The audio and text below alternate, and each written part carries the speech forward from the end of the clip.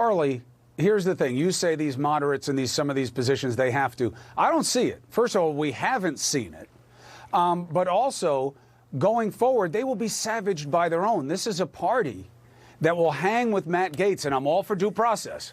But, you know, he'd be a dead man on the left because it's all about optics. But here, they stick with him, they stick with the QAnon kook, and they kill Liz Cheney. So if you're a moderate, right, if you put your toe in the pool, Charlie, aren't you DMW, dead man walking?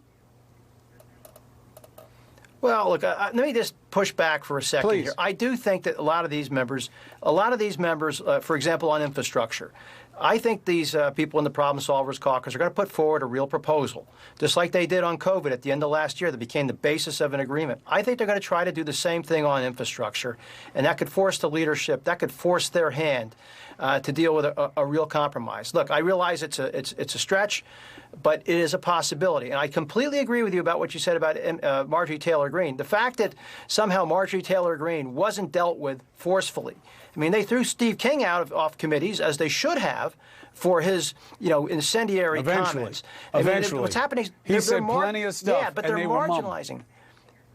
But they're marginalizing. What's scary to me is that they're marginalizing rational, thoughtful members like Liz Cheney, and instead of marginalizing, the whack jobs.